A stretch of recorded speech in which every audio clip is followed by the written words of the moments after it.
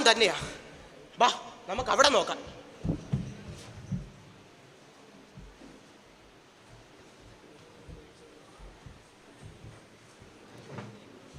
ഞാൻ പവിത്രൻ. പേരുമായി എൻ്റെ സ്വഭാവത്തിന് വലിയ ബന്ധമൊന്നുമില്ല. പവിത്രൻ എൻ്റെ അച്ഛനിട്ട പേരാ. പിന്നീട് എൻ്റെ നാട്ടുകാർ ആ പേരിന് മുമ്പിൽ ഒരു ബഹുമതിയും തന്നു, കള്ളൻ പവിത്രൻ. കള്ള എന്നെ ആദ്യം വിളിച്ചത് എൻ്റെ അമ്മയായിരുന്നു. മോനെ, അമ്മയുടെ ചക്കരക്കുട്ടാ, കൊച്ചു കള്ള. ഇവൻ്റെ കള്ളച്ചിരി കണ്ടോ? കള്ളൻ, കൊച്ചു കള്ളൻ. പിന്നീട് അത് അച്ഛൻ ഏറ്റെടുത്തു. വളർന്നു വന്നപ്പോൾ നാട്ടുകാരും ഏറ്റെടുത്ത്. അതിനൊരു കാരണമുണ്ടേ.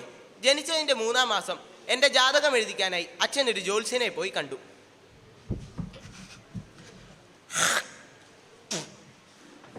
ജ്യോതിഷം കളവ് പറയില്ല, നോട്ടത്തിൽ തെളിഞ്ഞ കാര്യങ്ങൾ മറച്ചു വെക്കാതെ നാം പറയും. കുട്ടീൻ്റെ ജനന സമയം അത്ര ശുഭകരമല്ല, ചോരക ലക്ഷണമാണ് കാണുന്നത്. പറയണത് മനസ്സിലാവില്ല എന്നുണ്ടോ? ചോരങ്ങൻ എന്നാൽ അർത്ഥം കള്ളനെന്നാ. പ്രായമായാൽ അവനോടെ ഉറക്കം കൊടുത്തും. ജനനം ഗന്നാന്തമായതുകൊണ്ട് അമ്മയ്ക്ക് അന്ധകനാകാനും വഴിയുണ്ട്. വിഷമിക്കേണ്ടെന്നേ, പ്രതിവിധിയുണ്ട്. ഒരു ഹോമം നടത്തിയാൽ നോമത് പരിഹരിക്കാം. കുറഞ്ഞത് 1,00,000 രൂപയാകുമെന്ന് കൂട്ടിക്കോളൂ. വേണ്ടേ? വേണോന്നില്ല, അനുഭവിച്ചോളൂ. കർമ്മയോഗം, അല്ലാണ്ട് എന്ത് പറയാൻ. അയ്യോ, എന്റെ കുഞ്ഞിനെ കൊല്ലരുതേ, വിട് വിട്, എന്റെ കുഞ്ഞിനെ വിടാൻ. അവൻ ജീവിച്ചിരിക്കാൻ പാടില്ലടി. അസുര വിത്താണവൻ. അവൻ എനിക്ക് മകനല്ല, കൊല്ലും ഞാൻ അവനെ. അവഗണിക്കപ്പെട്ട ജന്മമായിരുന്നു എൻ്റേത്. എന്നെ പഠിക്കുവാൻ സ്കൂളിൽ അയച്ചില്ല. വീട്ടിൽ എന്ത് നഷ്ടപ്പെട്ടാലും അച്ഛൻ ആദ്യം സംശയിക്കുന്നത് എന്നെയാ. ദേവകി, കാൽപ്പട്ടിയിലിരുന്ന പണം എവിടെ? 1000 രൂപയുണ്ടായിരുന്നു. ആരെടുത്തടി?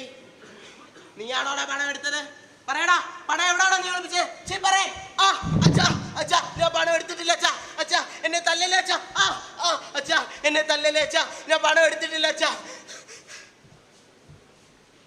അങ്ങനെ എൻ്റെ 15-ാം വയസ്സിൽ ആദ്യമായി ഞാൻ പോലീസ് സ്റ്റേഷനിൽ കയറി. പിന്നെ നാട്ടിൽ എന്ത് മോഷണം നടന്നാലും പോലീസ് ആദ്യം തേടിയെത്തുന്നത് എന്നെയാണ്. എൻ്റെ നിരപരാധിത്വം തിരിച്ചറിഞ്ഞ ഒരു ചായക്കടക്കാരൻ ഇക്കയുണ്ടായിരുന്നു.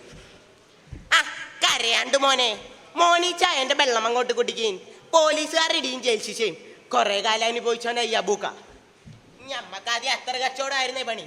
ഒരു ദിവസം കച്ചവടം കഴിഞ്ഞ് വീട്ടിലോട്ട് വന്നപ്പോ, ആരാടാ? ആരാന്ന്? ഞാൻ നിക്കടാ അവിടെ. ആരാടി മുറിന്ന് ഇറങ്ങിയോടിയേ? പടയറി എറണം കെട്ടോളെ, ആരാന്ന്? ഇരുട്ടത്ത് കയ്യിലിരുന്ന ടോർച്ച് ലൈറ്റ് കൊണ്ട് ഞാൻ അപകട തലക്കിട്ടൊന്ന് കൊടുത്ത്.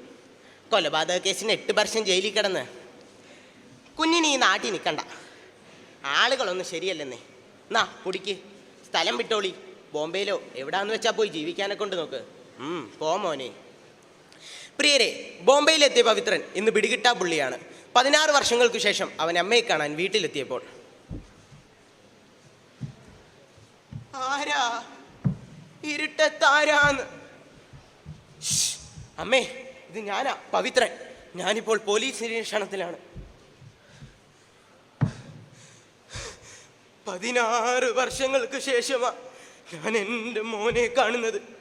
നീ വല്ലാണ്ടങ്ങ് വളർന്നു പോയി. പത്രത്തിലും TV-യിലുമൊക്കെ കണ്ടിരുന്നു പോലീസ് തിരയുന്ന തീവ്രവാദിയാണെന്ന്. അത് കേട്ട നിന്റെ അച്ഛൻ ഈറയത്താ തൂങ്ങി മരിച്ചത്. അല്ല, എൻ്റെ മോൻ വല്ലതും കഴിച്ചായിരുന്നോ? ഈ അമ്മയുടെ കൈകൊണ്ട് ഒരു പിടി ചോറെങ്കിലും കഴിച്ചിട്ടേ എൻ്റെ മോൻ പോകാവൂ. മോൻ കഴിക്ക്. മോൻ പോകുമ്പോൾ വിശക്കാതെ പോകണം.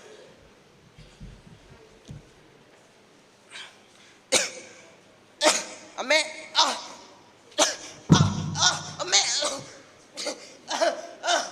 അമ്മേ, അമ്മേ.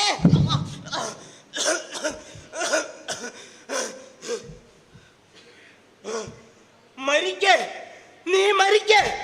ഒരു തീവ്രവാദിയെ ഈ നാടിന് വേണ്ട, മരിക്കാൻ.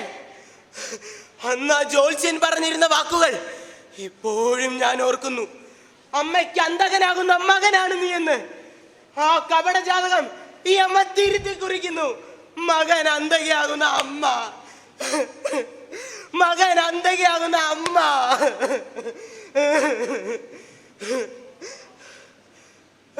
മോനെ